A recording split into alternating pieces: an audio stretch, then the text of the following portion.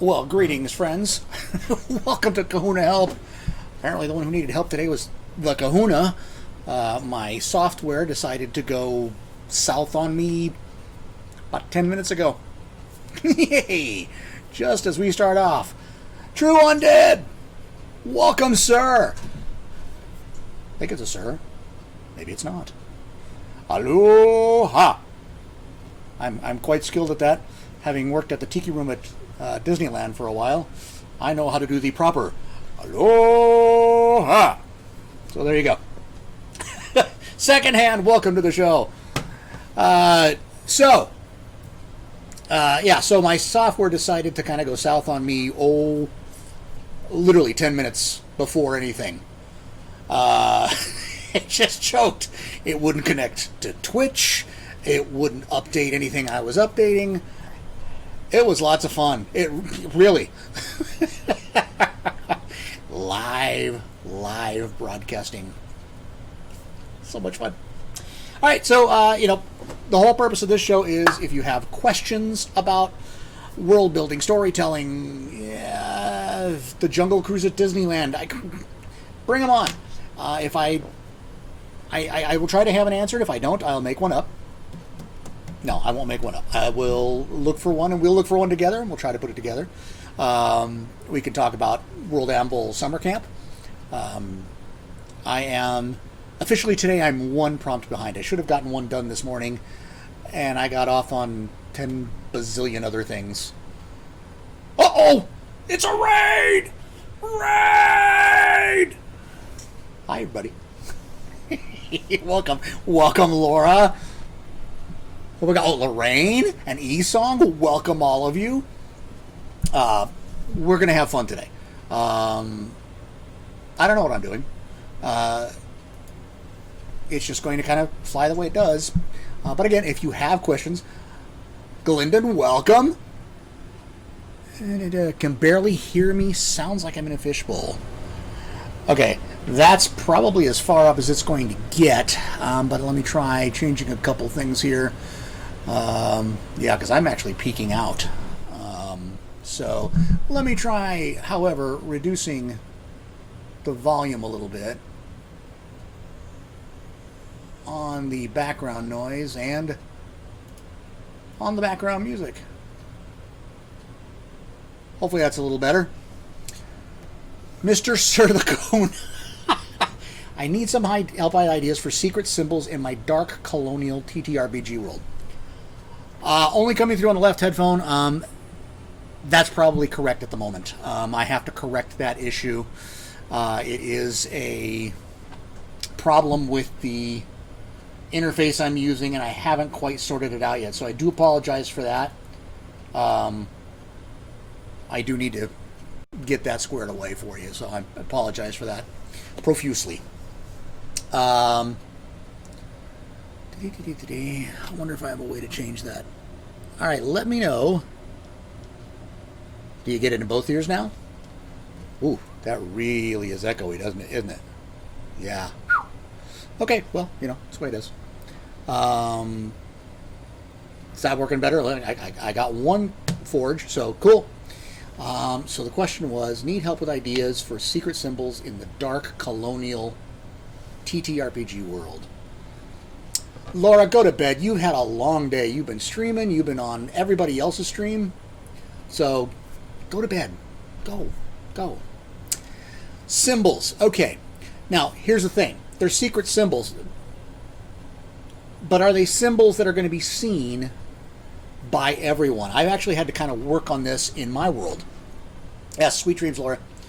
I've had to work this in my world because I have a secret group that is actually not almost, they're hunted by another group in the world.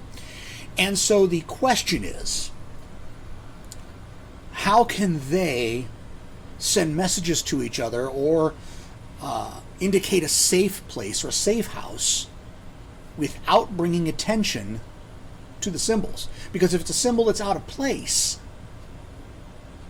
then everybody sees it. If you have a big all-seeing eye posted above a door, people are going to wonder. So, the question is, if these are secret symbols that are meant to be seen in plain sight, or are these secret symbols that are hidden that you're going to have to look for, almost like a Where's Waldo? Okay, so that's one of the things you might want to look at, is how do I want these symbols in the world in general? In my case, my symbols have to be seen. There are ways for these people to know it's a safe house. So they might see, for example, I used a knot as one of the things. I'm off to run the Wii Fit. Well, Lorraine, actually, I don't give reviews. I actually read them, just flat out read them. But that's Sunday.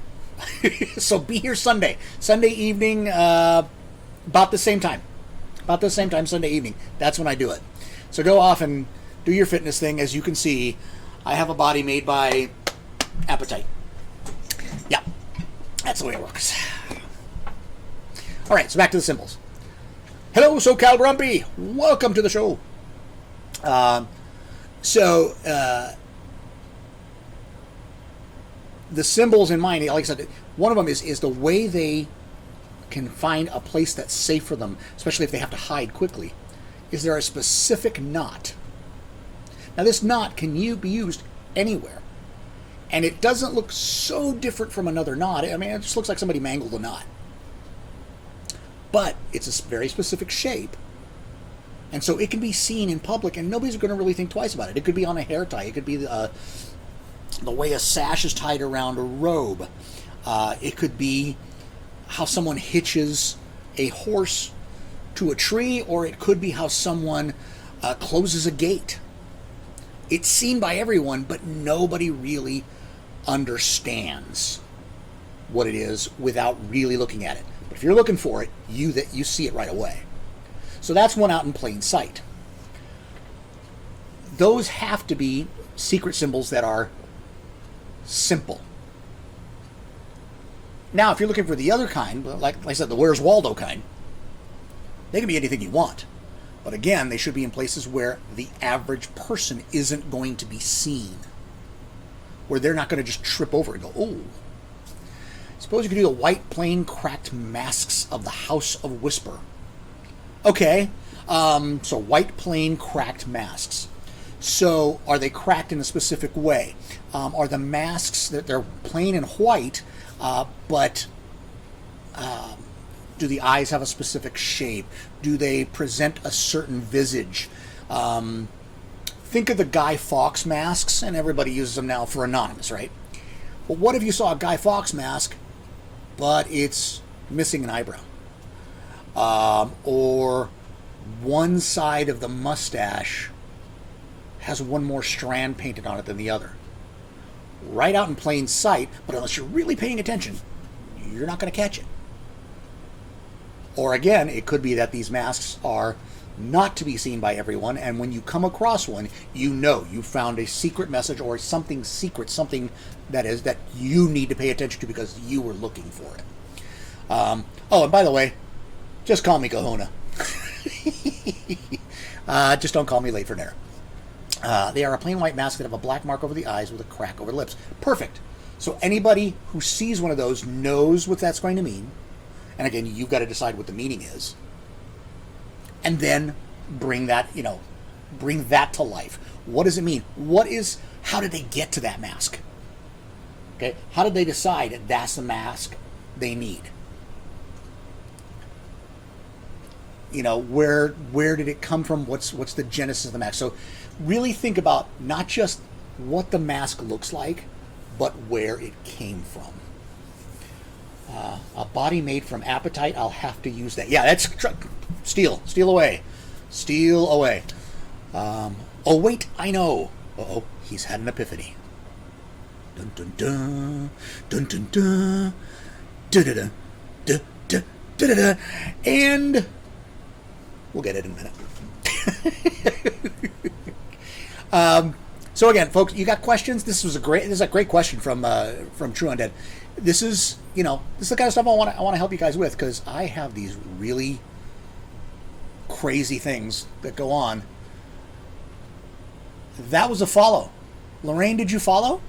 Because if you did, I believe that now put me at 50. Yay! I only need the 8 hours now. So thank you, Lorraine. You are my 50th follower. That is too cool for school. I am so excited about that because that means I can give you guys emotes, and I've been working on them. Yep. Yes, we did it. We did it. We are at 50. Woohoo! Celebrate. I'm sorry I'm not as excited as Esong was. Esong had the best celebration of 50 viewers, 50 followers I have ever seen. It was beyond awesome. It was just sheer joy to watch. It was so much fun. Yeah, Esong, it was great. I mean, in fact, I actually replayed it again because it was, when you put your clip up, I replayed it because it made me so happy for you and just so happy in general because you were just so excited about it. And I'm excited. I'll have emotes up before my Friday broadcast. That's right. You'll have the chance to get your own emotes from the Kahuna. Okay, back to it. See, Esong, everybody else thinks so too. Yes, it should be on your channel as a highlight because it was awesome. So thank you, everybody, for following, getting me there. I guess show's over. Never mind. SoCal Grumpy tells me that I am now on his big screen. That's a scary thought. TV adds 10 pounds? Like I need it. So, are you guys... I mean, everybody I think is in different... everybody I'm seeing here, I think I recognize from most of the World Ample streams. So, I'm wondering where you guys are in your prompts. How are you doing with them? Thank you, Sable. Very much appreciated. Very much appreciated. Where are you guys at?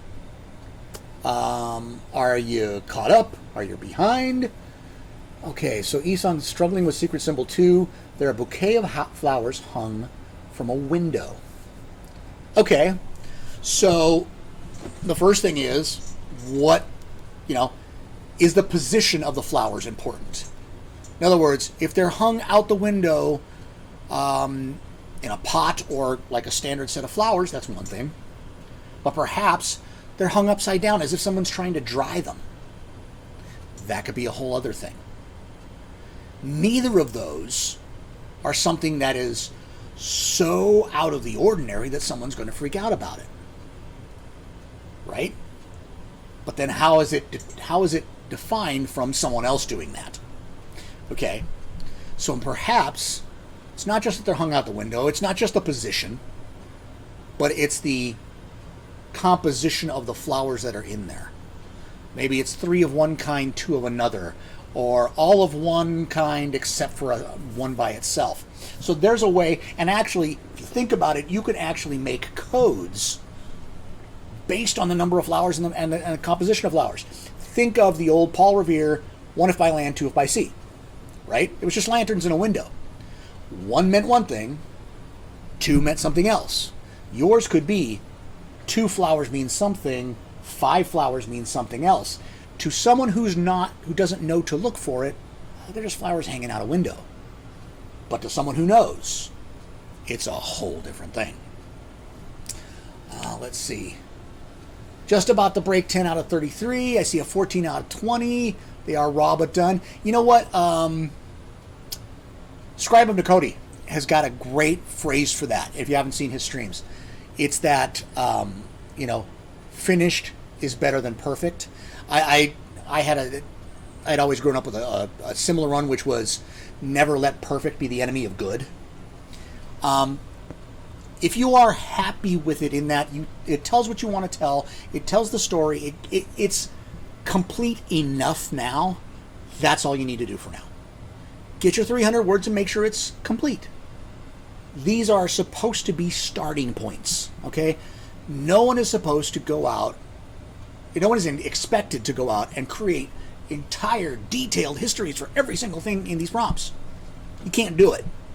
Unless you're a maniac, you're not going to do it because there's just too much detail. I know. One of my articles was on dragons. It's 2,900 plus words. It's almost 3,000 words. That one took me 2 days to finish. If I keep that up with every single article, I'm never going to get done. But I've got other articles that are 350, 400, because they cover what I need to cover. They say everything that needs to be said, and you move on. So don't worry about the perfect. Yes, they're raw, Dazzly Cat. They're raw, but they're done. They tell if a safe house is safe or available on the escaping slave trail. That's an awesome one, Isung. So there again, that one could be as simple as flowers up, flowers down. Nobody else knows the difference, but if the flowers are of a specific kind, and they see up or down, then they know this is a message. So that's a great one. I like that a lot. Let's see. It could not just be the flowers, but rather a color. Exactly. That's kind of what I'm getting down to. Time to hunt down RPG Bob. Poor Bob. I think he gets hunted down for everything. Look up the clothesline side code from the American Revolution. Yeah, exactly. Button codes, petticoat. All of these cool little things where it's, if you are not looking, nothing seems different. That's a true code in plain sight. And they're really kind of the fun ones to work with because you really get to work with what would I notice and what wouldn't I notice. If I didn't know about these things, would I notice them? Love that saying, 14 to 22, yeah. Yeah, exactly. It's the whole idea is you want to be good enough for you. Okay? First person you should be writing for, in my opinion, is you. You got to look at it and go, yeah, I kind of like that. Move on to the next one. Okay? Don't expect to be perfect. Do not compare yourself to some of the people that you'll see. There are some of the writers on here I will never, ever compare myself to because I'm not going to get to their level. I'm also not going to try because they've been doing their thing a lot longer than I've been doing it. I'm going to do my own thing, and maybe I've got something that people like, and that's great.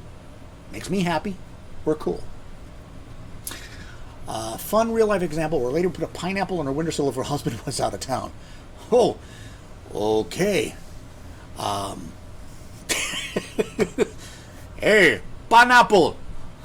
Come on in, brother. No, that's not a good thing. Oh, Scribe's here. We were just talking about you. Welcome. I was just saying about your phrase about, don't let perfect, get in the way of good.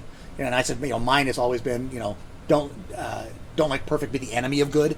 I'm so with you, and it's one of the things I really like about your stream is you really focus on that because, I think folks, the folks who stream, I think the folks who do a lot of writing, certainly know a lot of the folks in the Inner Sanctum on World Anvil, we're all these overachieving individuals who have imposter syndrome. If you don't know what imposter syndrome is, it's when you don't feel that you could possibly be as good as people tell you are. That you're always like, nah. If you are lousy about taking compliments when it's probably deserved, you probably got a little bit of imposter syndrome. You think that somehow you're fooling everybody, that you're really not that good, but they're all fooled. No, that's not it. You are that good. You really are. Take it from someone with imposter syndrome. Okay. You don't need to compete with people like that because we go over the top. They give us a 300-word prompt and we write 2,900. When we did the timeline challenge a couple months back, I had 147 entries in my timeline. Who does that? Me, apparently. Undead is also struggling for a celestial body. Okay. There is... Finished is better than perfect. That's Nakoti's. That's right. That's the one. Black Maggot, come back when you can. I'll be here for another 40 minutes. Hunt down and kill a spider. Just burn the house down. So, You're struggling for a celestial body. Okay, so let's think of what celestial bodies could be. It could be a planet. It could be a constellation. It could be a sun or multiple suns. It could be a galaxy. It could be a comet. It could be anything that you're going to look up into the sky and see. It doesn't have to be something you see every day. For example, comets are through almost every religion. Almost every culture has something mystical about comets. Why? Because they're rare. Because they look like a star falling out of the sky, and yet it never does. It just disappears. So you can use comets as a celestial body that is really the basis for a lot of beliefs. So that's one way you can go with it. Another is to go with, what do the suns mean? Is your sun one that is extremely hot? A big sun or a close sun would dramatically change the environment of the planet that circles it. On mine, there's actually 2 suns. And I did that because I want there to be wide variations between how hot it gets when the 2 suns are next to each other, or appear to be next to each other, versus the point where one eclipses the other. Wow, that really blocked out my voice, didn't it? Where one eclipses the other. Okay, so, this gets cold. This gets hot. So I wanted those changed. Meteor showers, you're right. That's another great celestial body. Again, how many times have you seen, hey, the Perseids are going to be this weekend? Every year, right? Because that's when they come around. So it's that's something that somebody can hang their hat on. It's something they see every year. It's about the same time of year, so there could be celebrations based on it. There could be superstitions based on them. It could be, everybody runs and hides because, once again, the stars are falling from the sky. Or it could be the ancestors are coming back to see us again. Let your mind run wild with it. It's your world. And this is something, I've seen a number of streamers talk about this, and I believe it, and I can't stress it enough. It's your world. Okay? If you think it can happen, make it happen. The only caveat I give you is, make it consistent. If you want your readers to believe the stories, then it has to be consistent. It doesn't have to match reality, it just has to match the story's reality. Does that make sense? In other words, what you're saying is, this is what happens in this world. And it's what always happens in this world. Sometimes, and sometimes it's just consistently that nothing's consistent. That you can guarantee that everything's going to change. But even then, there's still some framework to it. As long as you stay within the framework that you create, it doesn't matter. You can create the story all you want. I think I've heard Janet and Demetrius refer to it as the one buy-in you get. In other words, you're going to get your reader to believe this. Your world is filled with magic that is powered by liquids. All right, they'll give you that one. Now everything has to be consistent within that. So if you find something else and you power it by some means other than liquids, there better be a damn good reason. Okay? So make it self-consistent and you're fine. But it's your world.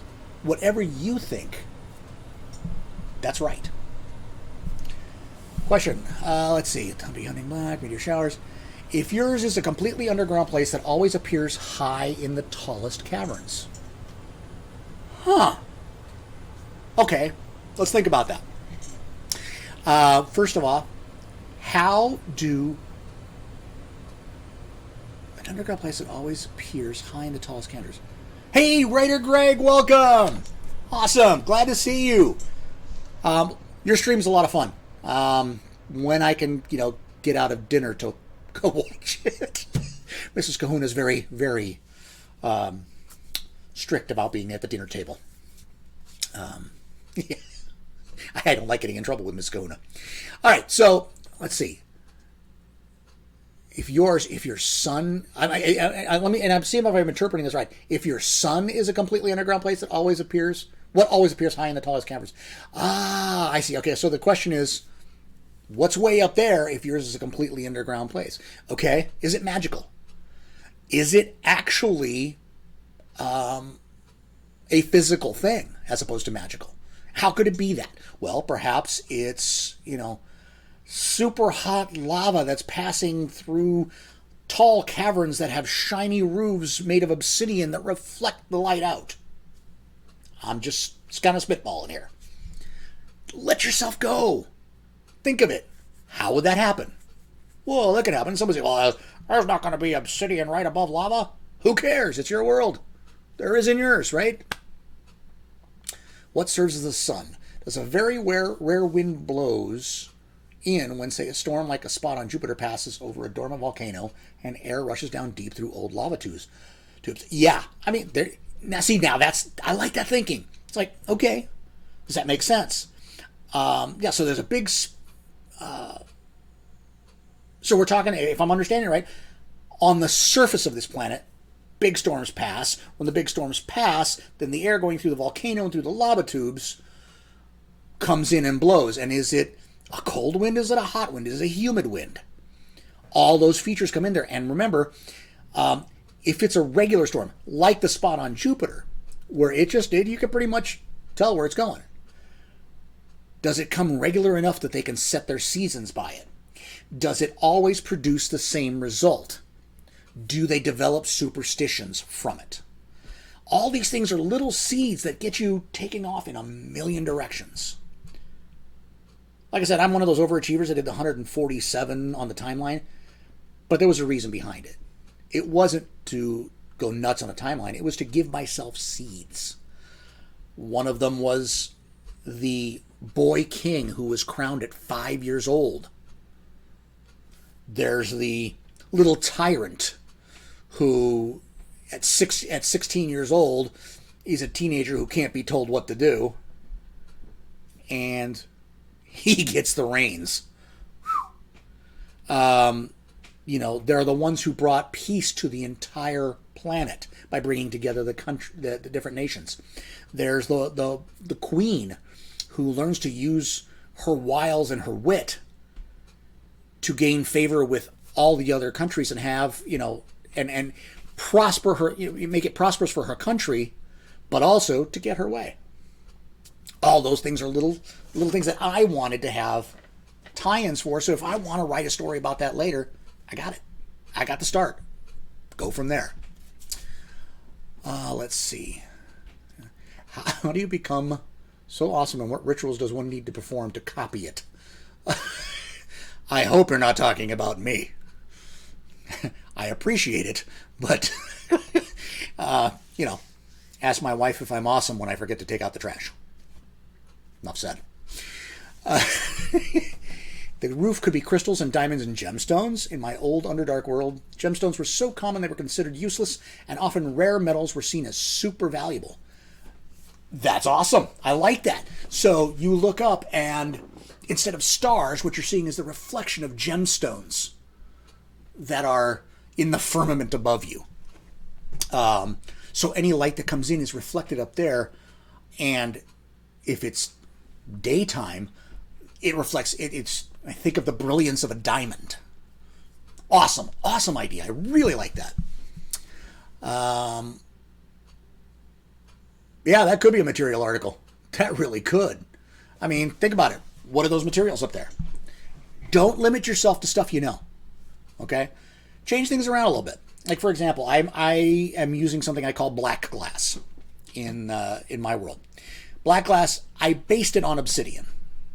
But it's not quite as brittle as obsidian. It's actually usable in things like, it's workable. So there is a small village who seems to have disappeared, but in the past and in the recent past, they were known to create beautiful works of art, either goblets or all kinds of different utensils and different items out of this shiny black glass that could hold an edge, a very, very sharp edge, just like obsidian, but not quite as brittle, not quite as breakable. So I made it up. I took something I knew and I said, well, it doesn't work the way I know it, so I'll make something else. You're allowed to do that. No one says you got to stick with diamonds. No one says you got to have, anything. You can come up with your own. Perhaps there is one of those gems up there, and perhaps it's a very rare gem that really multiplies the light coming through it because of the way the facets naturally occur within the gem. And so when the light hits it, it just blasts out light. Kind of like if you've ever seen a beam splitter with a laser, you put one laser in, you can get two beams out. Well, think of something that did that, but many, many times, and actually amplified it because there's something special about this crystal. That's yours. Make it your own. Make it work for you. Just be consistent. If somebody uses that thing, it always does that kind of thing. Also, the more power something has, the rarer it should be. You've got to balance your world. You don't want to have a situation where everybody can get a hold of something that's super powerful. Because somebody will use it for evil. And maybe you want that. But if they can use it for evil, these guys can use it for good. It's a standoff. So the really powerful things need to be very rare. The things that are the most rugged and utilitarian need to be common. And in case you hear that sudden air tunnel sound or wind tunnel sound, that would be the air conditioner, which is on the other side of the monitor. Now that I've made affiliate, first goal is to maybe build a soundproof room. Because, I'll show you where I'm at. That's the garage!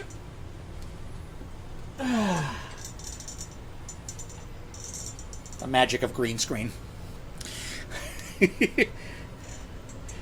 Prism that splits into a rainbow. Yeah. That's right. Splits up light. You got different aspects of light. So what if it, in the process of doing that, it amplifies it? So, you've got a great start there with the stuff that you're looking at. Run with it. Let your mind. This, I think, goes back to Scribe's statement. So we're kind of looping around here. Don't let perfect be the enemy of good. Don't try to come up with everything. Let your mind run. Write out some ideas. Type them out. And if you get halfway through and you go, this doesn't work. All right. Who says you can't go delete, and change it? But if you really like it, go with it. And then build things around that. Some of my favorite Twitch streamers work out of dad garages. Well, here I am. My wife kept looking at me like, why is all this stuff going up in the garage? And the green screen. It's like, yeah, all right, whatever. She's a teacher. She doesn't want to use green screens for her, her remote teaching. She's just okay being at her desk in the bedroom, and that'll be fine. But, hey, to each his own. I like my pictures behind me. Keep calm. Stream on. Also, while I did do podcasts way back 10 years ago, this is a new world for this kind of stuff. I've had a crash course in streaming in the last 2 weeks. All the software, all the gadgetry, and I'm still not up to speed. I still haven't quite learned how to get emote things working the way I'd like, but I'll get there. But if you've got questions about that stuff, I'm not going to pretend to be an expert, but ask away, because I can tell you what I've found out or what I've learned, and I know for a fact there's got to be at least half a dozen other streamers right here in this chat channel who have probably gone through something that you have gone through. Ask away. That's what we're here for. Again, thank you, True Undead. I really appreciate it. I'm a little embarrassed. Hi. This is Kahuna. She's not answering me. Just let her know. I should make her an email on my website, Mrs. Kahuna at KahunaTheElder.com, and she can. You guys can all email her and tell her how wonderful the Kahuna is. All right, so prompts. Let's see. What is the next prompt I'm working on? I started one, and for the life of me, I can't remember what it was. I want to say I started with... Well, I did birthdays yesterday. Birthdays was kind of interesting. I'm really curious as to what you guys have done for birthdays. Because I ended up going with the way that the 17th birthday is celebrated for all of the youth on the planet. So it's not strictly a birthday celebration. It's kind of a rite of passage thing. On Arnathia, on my planet, the youth, by the time they're 13, are usually apprenticed to some trade. It can be any trade. It could be the magic trade. It could be to be a merchant. It could be to be a blacksmith or a textile worker. So at 13, they start working on that stuff. Well, the idea is between 13 and the age of 17, which is the age of maturity on the world, they start to learn their craft, and before they turn 17, they have to build a tool of their craft or a sample of their craft. So a blacksmith apprentice might build a hammer. A textile apprentice might create a banner. So they have to do this, and then on their 17th birthday, there is no celebration. Excuse me one sec. Oh, wow. Air conditioner running got the dust up a little bit. So on their 17th birthday, they don't celebrate right on the 17th birthday. What they do is, it's a celebration for the entire town. Sometimes cities, sometimes a region. And it's a big deal. So what they do is they save every quarter, every 3 months, they save up all the 17th birthday celebrations for one day. And on that day, they all come out. It's almost like a graduation ceremony.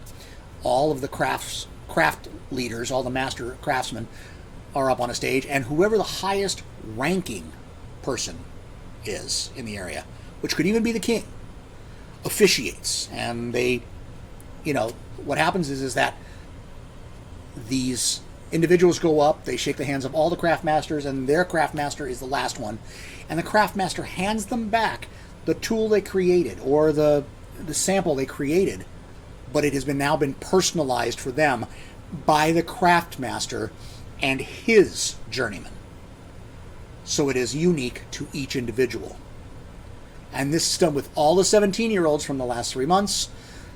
They take this new tool or this new sample, they take it to the person officiating. So like I said, it could be the king. And of course this person does a big deal of looking it over and measuring it, and then has them rise and says, "You are now of maturity and are now a journeyman." Gives them their tool back and off they go. And then there's a big celebration in the entire town for the weekend. And everybody, there's debauchery if they want. So that's how I handle the birthdays. It wasn't how you handle an individual birthday, but how the birthdays were grouped together for a specific reason. Let's see. Next one is military. Have a vague outline for my myth. Okay. Why don't, if you've got a vague outline and you want to share it a little bit and maybe get some feedback, toss it in there. I'm working on this idea that tribes, each based on a season, as they are based off D&D games, or Genasi, I'm sorry, don't celebrate an individual birthday, but on the equinox solstice of their tribe, which they call the height of season. Exactly. That, you know what? That's similar to the one I'm doing, but yours has a different basis, which is awesome. I would guess that because of that, and because it's Genazi, they're the personality of each celebration is going to be different. So those who celebrate at, at the summer equinox, or summer solstice, I should say, the celebration is going to be of a certain type, while those at the vernal equinox are going to have a completely different celebration, a completely different, it's just going to be a whole different thing. So that's a great idea because it gives you a way to differentiate 4 different celebrations for these birthdays. Now the thing is that let me see. Celebrate an individual birthday, but on the okay. So in your world, it sounds like the actual date of birth is not as important as those seasons are. So it's something to think about later if you're thinking about ages or you're thinking about progression of maturity. Is how they measure that. So they measure it by multiple solstices or multiple cycles of the seasons. So get yourself thinking in those terms because it's not about a date per se, it's about an event. And again, you were working about celestial bodies. Well, now here's your opportunity to take celestial body and tie it in. Because if the seasons are set by your celestial bodies, that directly relates to when the individual's birthday is celebrated. I hope that makes sense. But I think that'd be a great article. The Legendary Journey of Kermie Topwater, a Krug Hero of Old. Okay, so I'll give you my impression just off of the title, where my mind goes just seeing that title. First, the number 7 is sacred to the groom because of his 7 heroic acts. Okay, so the first thing I see is if someone's named Kermie, the first thing I think of is Kermit the Frog. So, and, might be a few. But what I think of is someone who might initially have been underestimated. So along the lines of Frodo. Where Frodo was underestimated in what he can do and what he was capable of. So that makes his 7 heroic acts even bigger. Kermit Roosevelt is offended. Well, how can you be offended if you're like Kermit? That one works on my throat a little bit. So that's the impression I get just from the title, is that he's not expected to be a hero. And yet he commits 7 acts that are such epic proportion and so unbelievably heroic for him that is why the number is sacred, because of what he did. And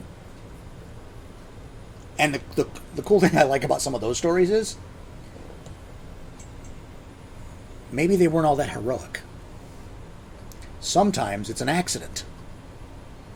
Sometimes they did something, they tripped, happened to fall, the sword hit a rock, flipped up, and went through their opponent's neck. A little gruesome, but that's not how the story gets told later on. Stories evolve. No, he didn't trip, he lunged at him. And then later he lunged at all 3 of them, and then it's 20 of them got taken out just by him looking at them. That's how myths happen, right? That's how heroic stories are told. So it's kind of fun sometimes to think of how that can start and be something bigger, or maybe it really is this big heroic act. The only idea I have for my birthday is related to my dwarven race in the RPG setting, and none of my players are dwarves. Good. None of your players can object to what you do. How's that? I have freed you from your players. None of them have a say in this. Not one. You can decide what happens with the dwarves. It's your world, remember? You do what you want to do with it. Make that happen. So, Yeah, this is where it's the RPG setting. Yeah. Um, they're not dwarves, so they don't care. Now, maybe they witness a dwarven birthday. There you go. So in your world, are the dwarves secretive? Do they very rarely allow outsiders to see the births of their kin, or very rarely allow them to celebrate the births of their kin? On the other hand, are they very gregarious dwarves who are rambunctious party hounds who want everybody to celebrate? As long as, they bring in a fail. Because celebration. You choose. Okay? It's your world. Don't, you're free. Go do what you want to do with it. I started my world in a D&D 5e setting in my head. But then I realized that to do that, I was going to have to do a couple things. One of them was I was going to have to conform to D&D. That meant I couldn't have races. I mean, I could, but if I made it strictly D&D, then someone says, well, that's not what the Monster Manual says, and that's not what Mordekainen's tome says, and that's not... It's my world. Do what I want. Lots of distrust between them and the humans' town.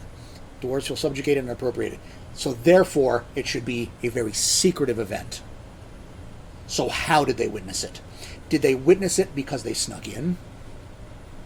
Did they witness it because they were invited as honored guests? Was it an accident? Did they just stumble upon something, wrong place, wrong time? You're right. Your world, your rules. I wanted my heroic character in the first few stories I'm putting together to be a very different character. But what I wanted was not something that D&D was going to accept as a rule. I actually created what I called the Nouveau Lycan. The Nouveau Lycan is a version of lycanthrope. In this case, the hero is part bear. But over time, they have learned to control when they change. They're not subject to the whims of the moon. But they can never fully change. Also, changing for them weakens them every time. They can change at will, but every time it weakens them. And in fact, young Nouveau Lycans are told not to change until they reach a certain age, because doing so will likely kill them, or take them to such a state of weakness that it will take months to recover. It's something that's supposed to be reserved for when it really is necessary. Gimme said, no one sees dwarf women, so they think dwarves spring full grown from the ground. Yeah, it's not directly relevant. Who cares? It's your world. Do it.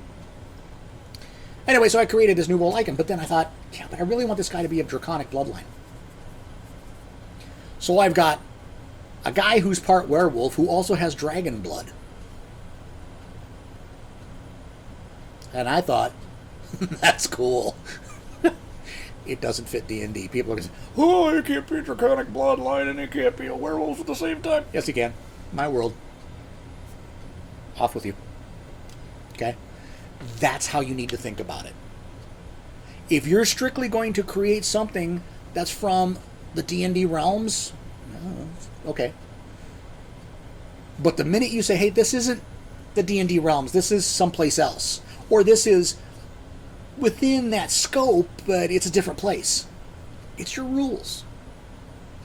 Do what you want. That's why when I started working on a game system of my own, what I wanted was, I didn't want classes. I didn't want just wizards, just fighters, just rogues. No. If you are a fighter and you want to learn to do some magic, you can. It's going to cost you. You're not going to learn it as quickly, etc., etc., etc. But you can do it. You won't advance as a fighter as quickly. But I don't call it multi-classing because you're not going to learn to be a wizard. You're just going to learn how to use some magic. You're not going to be a fighter. You're just going to learn how to use a couple of weapons better. You're not going to be a thief, but you might learn how to pick locks. That's how life is for me. You go and learn something. Hey, I want to go do it. Go learn it. No reason why someone in your world can't do that. So that's how I worked out those. So go create your world the way you want it to be. You got an idea for something? Who cares if it's crazy?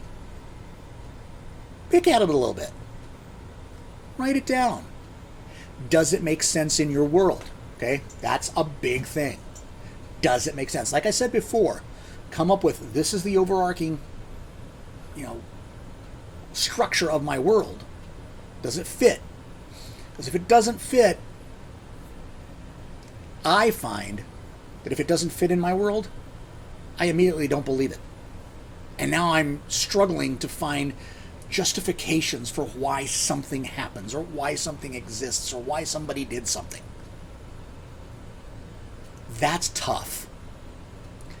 So rather than do that, I look at it from the very beginning. Does this fit in my world? Is there a way? Is there a reason for me to have it in my world? In my world, there was technology and it no longer exists. But the technology did exist, and in fact, the very far back story of the world is full of technology. And it comes to play in the storylines. I'm working to make the technology and the more magical fantasy aspects work together, in a way, against each other, to give me the storylines. Who says I can't have high technology and fantasy in the same world? Who says I can't have a world that was covered with technology and destroy the whole thing just to start over? Nobody. It's my world. So Esong, if you've got something you want to do in your world, go do it. It's that simple. If they want to create a world of their own, you know what? They can get a World Anvil account. It's, why not? Sign up. It's the way it goes. They can just sign up and off they go and create their own world. And then they'll run into the same things you are, like, oh, well, my players, believe me. Who cares? I would tell them the same thing. Let's see. Well, we got about 7 minutes left. This hour went fast. Okay. What else do I want to... Oh, I'm going to drop a link in here. You might bug me later with more ideas. Poof! I got more ideas than I got time to write. So give me the ideas and let's bang them around. I think it'll work. Let's see if this works. This should be the link to the Streamer's Core. If you're looking for something to watch, go to that page. There's a calendar. It's updated. I updated. A few other people updated. Where we try to keep it, as accurate as possible to who's going to be streaming next. Unfortunately, doesn't look... I would love to have a raid go on after me, but I'm looking at this schedule, and I don't think there is anybody after me for at least an hour. Dang it. I want a raid, and, Mrs. Kahuna's not going to let me stay here. But if you are a streamer, go apply for the Streamer Core. You know what? It is the greatest group of people I've been working with because everyone supports each other. And that's what we're supposed to do. Okay? We grow together. Nobody has all the answers. Nobody. Okay? Nobody. Not me, not anybody. Nobody has all the answers.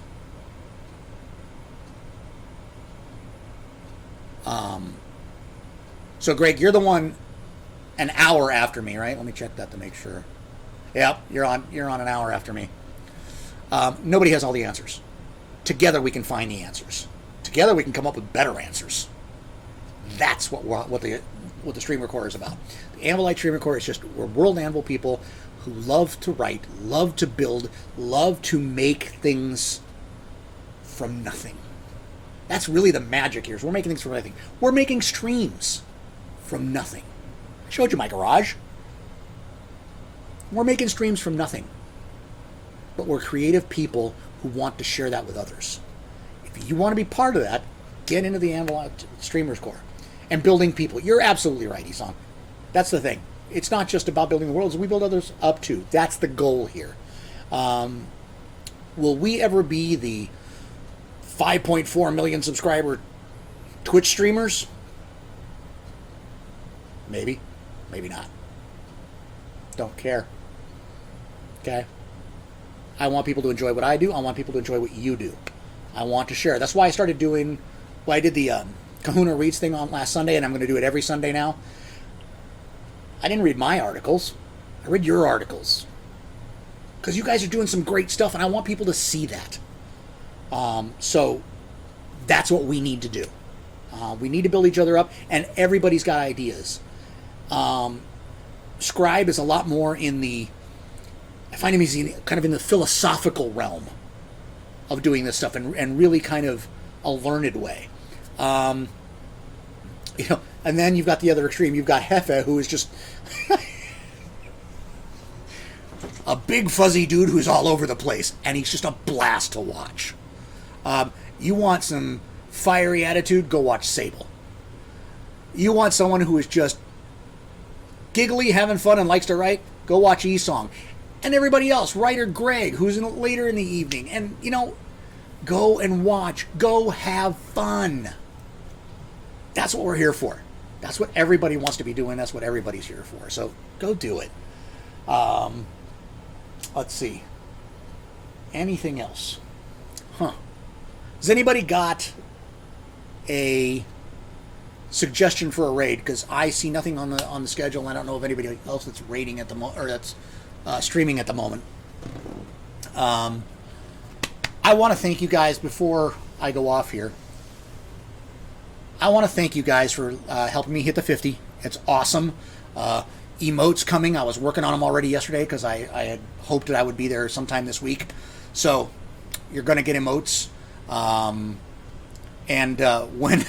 When people the subscriber tiers, I already have emotes for those. And they're tiki mugs. That's right. You subscribe, you'll get a tiki mug as an emote. Level 2 will get 2 tiki mugs, and 3 will get the trio of tiki mugs. Because I like tiki mugs. So, that's going to be a lot of fun. Fiery attitude. Yeah, you do. You've got a take no prisoners, take no crap attitude. And I like it. It's funny because Esong's worried about, what about my players? And we're saying, do what you want. You're the one who's going to say, players, forget them. Tell them to take a hike. That's Sable. So, we've got everybody across the spectrum.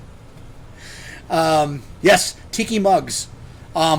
Speaking of mugs, on Friday, I am going to debut the Kahuna the Elder mug. Yes, I made mugs. I don't have time to get one out now. So I'm going to get one out for Friday. So if you can come to the stream on Friday, it's 11 o'clock in the morning in the Pacific, 2 o'clock Eastern, and 7 o'clock in London.